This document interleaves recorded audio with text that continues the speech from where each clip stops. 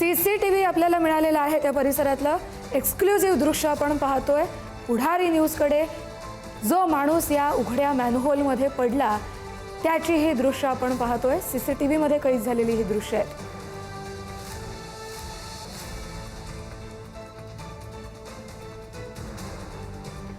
मुंबईच्या साकीनाका परिसरातली ही दृश्य, ज्या वेळेला पाऊस सुरू असताना मॅनहोलचं झाकण उघडं होतं आणि एक व्यक्ती त्यात पडला, त्याचा दुर्दैवाने यात मृत्यू झालाय।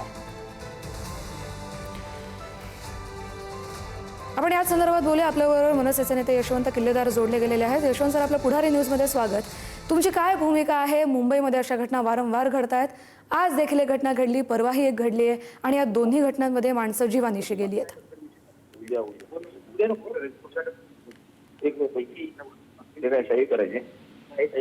हॅलो, हो सर, तुमचा आवाज येतोय, बोला। हॅलो, येतोय आवाज? हो हो, येतोय। हा, काय स्टेटमेंट दिले? अश्विनी भिडेन मॅडमना जबाबदार धरलंय का त्यांनी?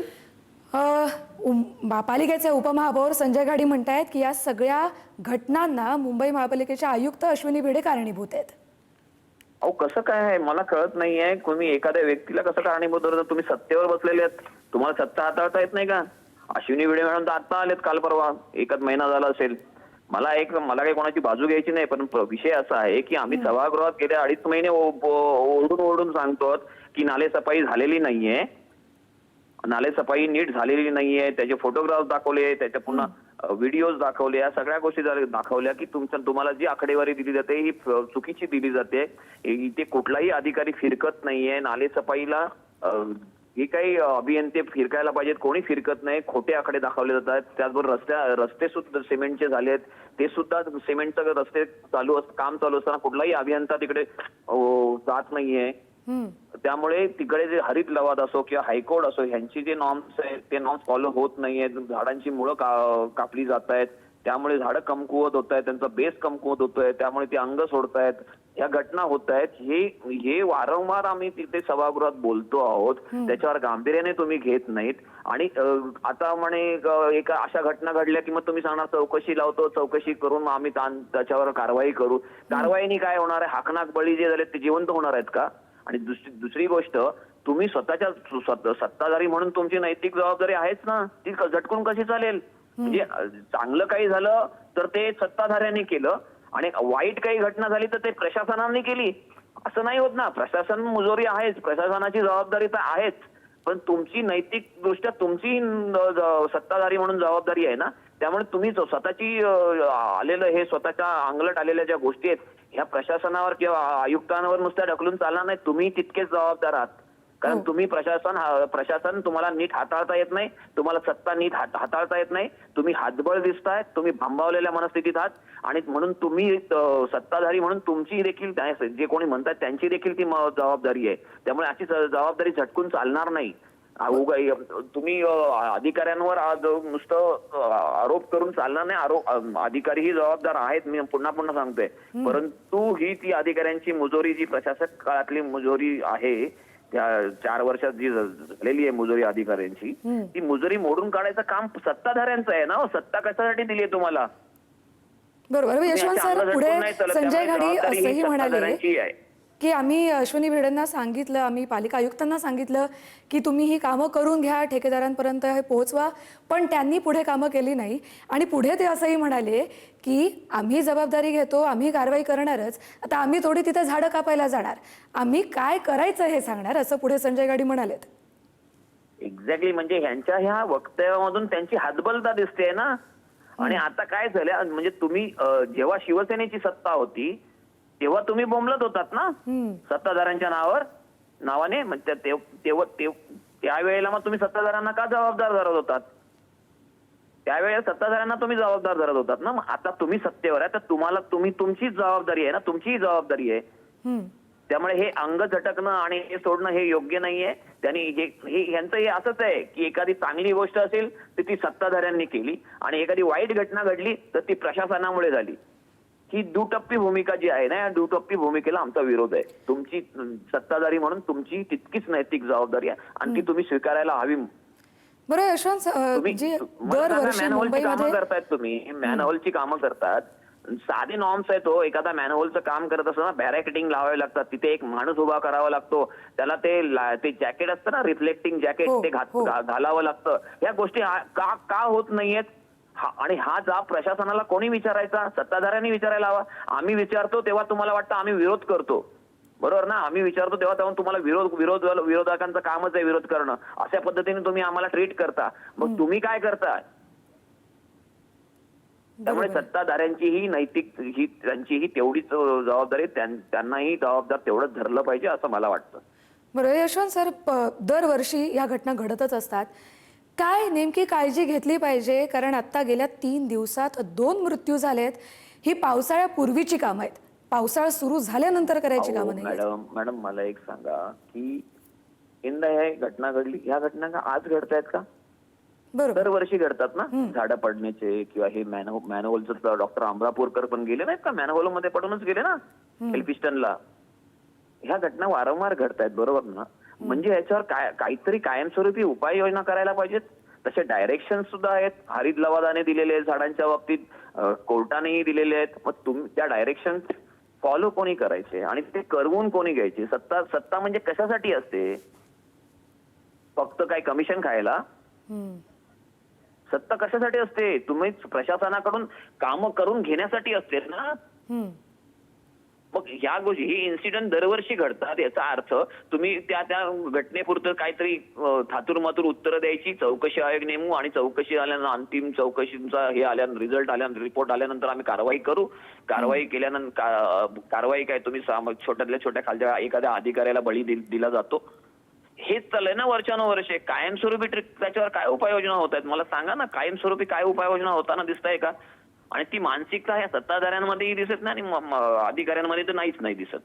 हे वारंवार ह्या गोष्टी होत आहेत. आता मला सांगा, हे काम करताना तुम्ही मागच्या वेळेला जेव्हा अमरापुराकरांचं जे घटना घडली तेव्हा सांगितलं होतं आम्ही जाळ्या लावणार. कोर्टानेही सांगितलं होतं. का नाही जाळ्या लावल्या आतापर्यंत? हे कोणी कोणाला विचारायचं? आम्ही तर सत्ताधाऱ्यांनाच विचारणार ना विरोधक म्हणून. आणि हे करवून घ्यायचं काम सत्ताधाऱ्यांचंच आहे ना, प्रशासनाकडून. बरोबर. परवा पाहणी करताना महापौर ऋतू तावडे यांच्या समोर पण त्यांचाच अधिकारी तिथल्या उघड्या असलेल्या गटारात पडला. आणि तो कर्मचारीच होता बीएमसीचा. हो. हे असं मला वाटतं की प्रशासनाबरोबर सत्ताधारीही तितकेच जबाबदार आहेत आणि ही जबाबदारी दोघांची आहे आणि कोणीही ती जबाबदारी झटकता कामा नये. बरोबर यशवंत सर, तिकडे ज्या वेळेला घटना घडली त्या घटनास्थळी लगा छोट्या मोठ्या घटना नाहीयेत. लोकांचे हकनाक बळी चाललेत, लोक मरतायत. ही छोटी गोष्ट नाहीये. निष्पाप जीव जात आहेत या घटनांमध्ये. 30 तारखेला एक छोटा मुलगा गेला बिचारा, तो विद्यार्थी. आणि आज 2 तारखेला दुसरी घटना, एक मनुष्य मॅनहोल मध्ये जातोय. याचं काहीच वाटत नाही आपल्याला. आपण काय आमदार फोडायचे, खासदार फोडायचे, याच्यातच आनंद मानायचा. बरोबर आहे. त्यामुळे अतिशय गंभीर आहे. मुंबईकरांना हे अजून किती वर्ष सहन करावे लागेल हाच खरं तर प्रश्न आहे. यशवंत सर, धन्यवाद. तुम्ही पुढारी न्यूज पाशी तुमची प्रतिक्रिया मांडली त्यासाठी. मुंबईकरांचं व्हायला लागलं. सभागृहात जर बघितलं तर ही काय पहिली घटना नाहीये. परवा एक बसवर झाड पडलं, त्याच्यामध्ये देखील तक्रार झाली होती, कारवाई झाली नाही म्हणून ती घटना घडली. अंधेरीतली देखील अशाच घटना आहेत. कारवाईच होत नाहीये, अधिकारी जुमानत नाहीयेत सत्ताधाऱ्यांना, असं म्हणायचं कुठे? कारवाई होत नसण्याचं कारण अधिकारी आणि सत्तारूढ यांचं इक्वेशन फार चांगलं जमलेलं आहे आणि सगळे मिंदे झाल्यामुळं कोण कोणावर कारवाई करत नाही. सगळेच ऑब्लाइज्ड आहेत. त्यामुळं गिव्ह अँड टेकच्या या जगात सामान्य नागरिकालाच त्रास होणार. सर, काल तुम्ही सभागृहात नगरविकास खात्यांबद्दल देखील मी ह्या विषयावर बोलला होता. खरं तर तुम्ही ज्यावेळी होता त्यावेळेस अनेक अधिकारी स्वतः बसायचे, सभागृहात हजर राहायचे. 3 वेळा निर्देश देऊन सूचना देऊन देखील अधिकारी उपस्थित राहत नाहीयेत. प्रत्यक्षात ग्राउंडवर पण नाही, सभागृहात पण नाही. काय नेमकं याला म्हणायचं? असं आहे की विधानसभेमध्ये अध्यक्षांनी सांगितलं की फार पाऊस येतोय म्हणून अधिकारी आले नाही. पण 4-4, 5-5 उपायुक्त असताना या शहराच्या बाबतीत सत्तारूढ पक्षाच्या, भारतीय जनता पक्षाच्या अध्यक्ष असणाऱ्या विधानसभेच्या सदस्यांनी प्रस्ताव मांडला. त्याचं पण गाऱ्हाणं ऐकायला अधिकारी तयार नाहीत.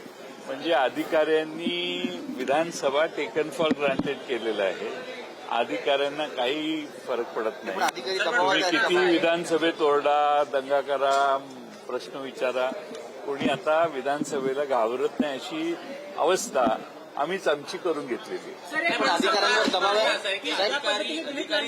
सत्ता जरी बदलली असली तरी अधिकारी तेच आहेत. वारंवार अशा प्रकारच्या घटना या घडताना तरी दिसत आहेत. 6 दिवसापूर्वी उपमहापौर सांगतात की आम्ही पत्र दिलं तरी देखील कुठल्याही पद्धतीचं हे नाहीये, गांभीर्य नाही असं म्हणायचं का तुमच्याकडे? माणूस पडला ही माहिती आहे का तुमच्याकडे? म्हणून आलेलो आहे.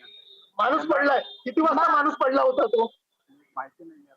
आपको पता नहीं तुम्हाला कि माहिती नाही माणूस किती वाजता पडला हे माहिती नाही. उस आदमी की मौत हो गई है सर, आपसे सवाल पूछ रहे हैं हम. तुम्ही वॉर्ड ऑफिसर आहात ना स्वतः? वॉर्ड ऑफिसर कोण आहे तुमचे? आप कौन है? आपका नाम और designation बताइए. अरे कोण होतं?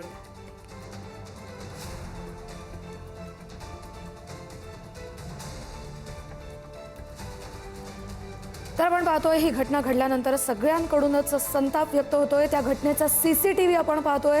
मॅनहोल उघडं होतं, 2-3 जण तिथे मॅनहोलच्या अगदी जवळ उभी आहेत आणि समोरून त्यांच्या माणूस तो चालत आला आणि थेट त्या मॅनहोलमध्ये पडला. त्या उघड्या मॅनहोलच्या झाकणावर पाय देऊन एक माणूस उभा आहे. नेमकं हे जे CCTV आहे ते नेमकं काय दर्शवतो ते आपण आता त्याच्यात काय आहे? आपला फोन जो होता हा त्यामध्ये जे दृश्य आहे त्यांनी काम सुंदर करत असतील पण करायला आम्ही या दिवसांमध्ये पावसाळ्यामध्ये कुठलेही तुम्ही उघडू नका. हा रेग्युलर मॅन्युअल नाही, हा वेगळ्या टाईपचा मॅन्युअल आहे. कारण हा उघडायला तसं सोपं नाहीये, तर याला 3 ते 4 लेबर लागतात. असं सहजासहजी उचलू शकत नाही. हा ओपन केला त्याच्यासाठी, कारण त्याला जाळी लावणं काय कशासाठी जाळी लावायला आता सांगितलं, कारण जाळी लावणे काम ऑलरेडी आपण मेच्या अगोदर सगळ्या जाळ्या इन्स्पेक्ट केल्या होत्या आपण. याच्यात जाळी नव्हती असं हा स्कॅपर मॅन्युअल आहे, वेगळ्या टाईपचा मॅन्युअल. आपण रेग्युलर ज्या गोल आहेत ना त्या सगळीकडे लावलेल्या आहेत. त्याचे आम्ही आता फोटो पण मागवले लोकेशन वाईज सगळी. सर आता याच्यावर जो कॉन्ट्रॅक्टर होता वॉर्ड ऑफिसर कॉन्ट्रॅक्टर जो आहे त्यांनी तुमची परवानगी घेतली नव्हती असं म्हणतात. आपलं महापालिकेचं लक्ष नव्हतं का? जे काही जबाबदारी आहे त्यांना ज्यांना जबाबदारी दिलेली असते यामध्ये त्यांच्यावर आपण नक्कीच हे करू. कारण कसं आहे, आपल्याकडे ज्या जाळ्या आहेत त्या सगळ्या जाळ्यांच्यावर व्हेरीफाय करण्याचं काम आपण दिलेलं आहे. कोणाला दिलंय? पावसाळ्या अगोदरच झालं होतं. कोणाला आहेत? आरोप करतायत की उपमहापौर जे आहेत ते आरोप करतायत की आम्ही मे महिन्यात सांगितलं होतं. मे महिन्याच्या अगोदर सर्व जाळ्यांचं इन्स्पेक्शन झालं होतं. मग ह्या जाळीचं झालं नव्हतं असं म्हणायचं का? ही मॅन्युअल आपण जर बघितलं का, हे मॅन्युअल वेगळ्या टाईपचं स्क्वेअर मॅन्युअल आहे, मोठा मॅन्युअल. हे जाळी जनरली ओपन करत नाही आपण. मग हे कोणी केली नेमकं? तेच तिचा ज्यांना दिलेलं आहे, कारण मी आता माहिती घेतली आमच्या अधिकाऱ्यांच्याकडनं. त्यांनी म्हटलं आपण कोणी इन्स्ट्रक्शन दिले नाही, कारण माझ्या पण इन्स्ट्रक्शन होत्या पावसाळ्यात कुठल्या जाळ्या ओपन करायच्या नाही. हे नेमकं ओपन कोणी केलं? त्याची चौकशी चालू आहे आणि जे आहे त्यांच्यावर आपण हे करू. तुम्हाला माहिती नाही असं नाही म्हणायचं नाही का? माहिती नाही असं नाही, कारण यामध्ये 2-3 विभाग काम करतात. कुठले कुठले विभाग काम करतात? एसओ असतं, वॉर्ड ऑफिस असतं, त्याला सगळ्यांच्याकडनं काम करतो. आणि तरी पण आमचे मेंटेनन्सचे जे लोक असतात त्यांची जबाबदारी आहे की कुठे काम चालू असेल ते बघणं. तर त्यांनी आता एवढी मोठी एक माणसाचा जीव जातो. प्रामुख्याने विभाग कुठले कुठले आहेत? रस्ता विभाग असेल, परिरक्षण विभाग आहे, परिरक्षण विभाग, ड्रेनेजचा जो परीक्षण तो आहे. पण कशासाठी उघडली होती? काय कारण आहे? ते आता मी मला अशी जी माहिती दिली आहे त्याचं रिपेअरिंगचं काम करत होते. रिपेअरिंग साठी त्यांना पण पावसाळ्यामध्ये रिपेअरिंग करू नका असं इन्स्ट्रक्शन होते. तरी पण रिपेअरिंगची काय आवश्यकता पडते त्याचं आम्ही पण नेमकी कसलं रिपेअरिंग होतं काय सांगितलं? जाळी बसवण्याचं कॉन्ट्रॅक्ट देखील आहे ते 2 वर्षापासून नाहीये असं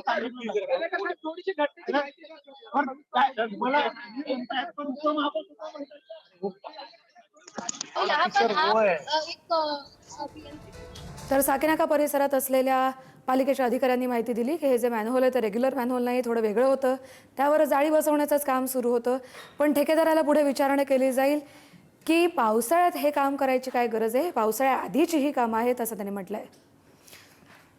पुन्हा एकदा जाऊया, आपले प्रतिनिधी प्रशांत आपल्याबरोबर आहेत, ते तिथल्या पोलिसांशी संवाद साधतात. कोण होता तो माणूस आणि त्याला काय झालेलं आहे, त्याचं कुठे राहणार होता, त्याच्याबद्दलची थोडक्यात माहिती द्या.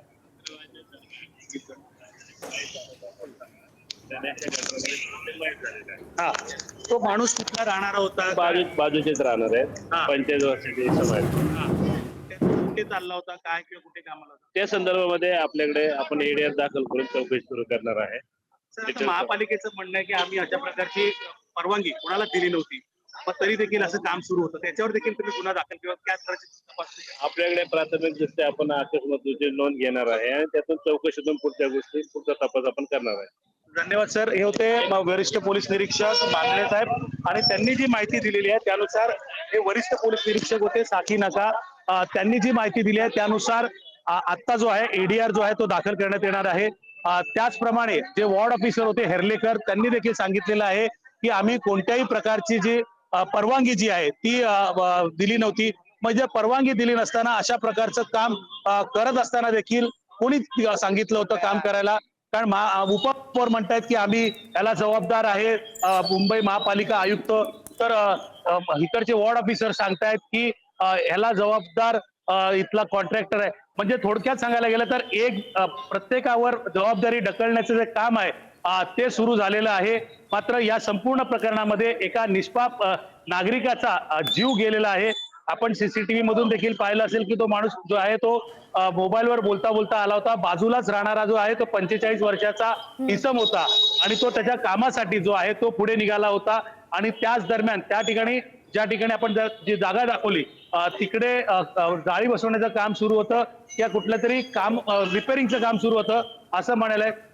आणि रिपेअरिंगचं काम सुरू असताना देखील त्याच्यातून तो माणूस आतमध्ये जातो आणि पुढच्या मेनहोल मधून बाहेर पडतो.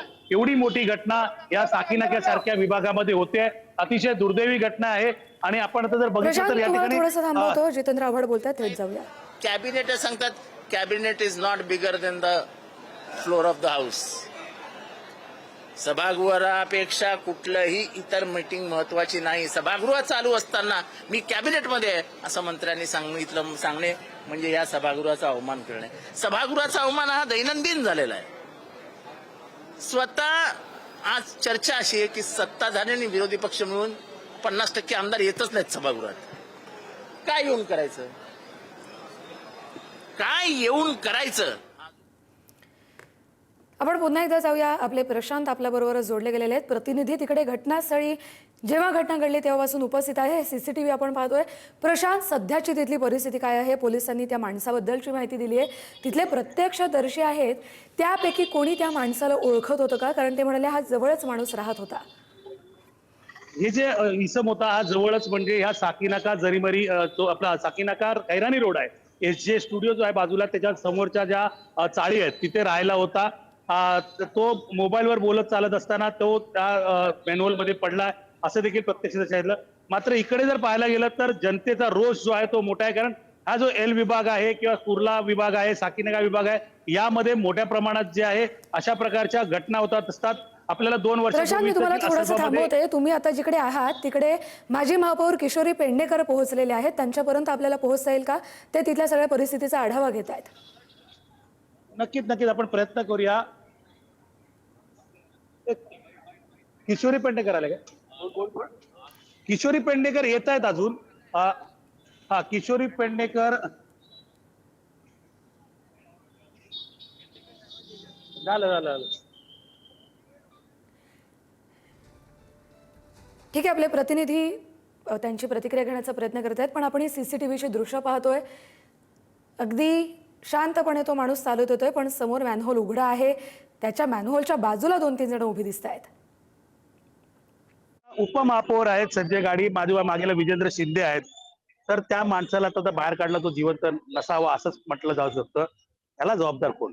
कारण हाच प्रश्न मी तुम्हाला 2 दिवसापूर्वी विचारला होता.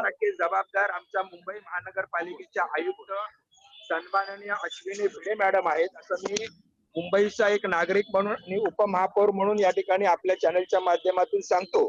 याचं कारण असं आहे की आता आपण जे बघताय हे मॅनहोल्स आता इथे लावतोय हा कॉन्ट्रॅक्टर. ह्या वॉर्ड स्तरावरती 2 वर्षापूर्वी एक निविदा दिलं होतं, कॉन्ट्रॅक्ट दिलं होतं आणि त्याच्यानंतर त्याचा पिरियड संपला. त्याच्यानंतर आमच्या प्रशासनाने वॉर्ड स्तरावरती काय काय होते, कुठे कुठे मॅनहोल्स उघडे आहेत, त्याला संरक्षित जाळ्या नाहीत, हे पाहिलं आणि मी त्या होण्याच्या हे अपघात व्हायच्या अगोदर ते आयुक्त मॅडमना पत्र दिलं, परंतु त्यांनी या पत्राची दखल घेतली नाही. एखाद्या संवेदनशील आयुक्त असत्या तर त्यांनी ताबडतोब त्याच्यावरती चौकशी करून आपल्या संबंधित अधिकाऱ्यांना पाणी करायला सांगितलं असतं. ज्या कॉन्ट्रॅक्टचं जर इथं पिरियड संपलाय त्या संरक्षित झाड्या लावल्याच गेल्या नाही, तिथे संरक्षित झाडीच लावलेली नाहीये. त्या ठिकाणी पुढे जिथे आपण आता मृतदेह काढला तिथेही लावलेली नाहीये. म्हणजे आयुक्त मॅडम या ठिकाणी आल्या, त्यांनी आपल्या अधिकाऱ्यांकडून याची माहिती घ्यायला पाहिजे होती आणि याला सर्वस्वी कारणीभूत त्या आहेत असं मी या ठिकाणी त्यांच्यावरती आरोप करतो. आणि याच्यामध्ये जे अधिकारी आमचे हे आहेत, जबाबदार आहेत आणि जो ठेकेदार आहे त्याच्यावरती मनुष्यवधाचा गुन्हा दाखल केला गेलाच पाहिजे. अजूनही आमचं जर प्रशासन झोपलं असेल तर आम्ही सत्तेधारी आहोत म्हणून आम्ही या ठिकाणी लोकांच्या प्रश्नांना उत्तरं द्यायची आणि त्यांच्या शिव्या खायचं हे खायचंय का? तुम्ही सर्व पत्रकारांनी आयुक्तांना आणि अतिरिक्त आयुक्तांनी याचा जाब विचारला पाहिजे. किती बळी तुम्ही मुंबईकरांचे घेणार अजून? सत्तेत आम्ही आहोत, आम्ही सतत तुम्हाला सांगतो, सगळं सांगतो, परंतु महानगरपालिकेचे आयुक्त आणि अतिरिक्त आयुक्त हलणार नसतील, काम करणार नसतील तर उद्यापासून शिवसेनेच्या स्टाईलमध्ये आयुक्तांना आम्ही या ठिकाणी धडा शिकवणार आहोत. आपण सत्ताधारी आहात तरी देखील अशा प्रकारचं पाऊल उचलणार का? 100% सत्ताधारी असतो तरी एक मुंबईकर आहे मी. आज एका मुंबईकराचा जीव गेला, परवा त्या ठिकाणी एका लहान मुलाचा जीव गेला. जबाबदार कोण? सत्ताधारी असेल तर का आम्ही जाऊन तिकडे झाडं कापत नाही की आम्ही ते करायचं आणि आम्ही करायला लावणारे लोक आहोत. आणि हे सांगून देखील आयुक्तांना कळत नसेल तर त्यांनाही त्या ठिकाणी मॅनहोलचं इथे आणून उभं करायला पाहिजे आपल्याला सर्वांना. अजून किती जीव घेणार आहेत आयुक्त मॅडम आपण? हे आपण मुंबईकरांना सांगा. आणि तुमच्या या नाकर्तेपणामुळे मुंबईकरांचा आणि नागरिकांचा रोष या आमच्यावरती येतोय, त्याला कारणीभूत तुम्ही आहात.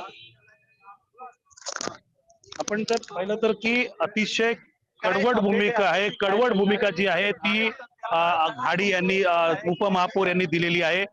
महापौर या उपमहापौर असताना देखील त्यांनी म्हटलंय की जे आयुक्त आहेत त्यांच्यावर कडक कारवाई जी आहे ती झाली पाहिजे. आपण ही प्रतिक्रिया पाहत होतो मुंबई महापालिकेचे उपमहापौर संजय घाडी यांची, आणि त्यांनी थेट आरोप केलेला आहे मुंबई महापालिकेच्या आयुक्तांवर.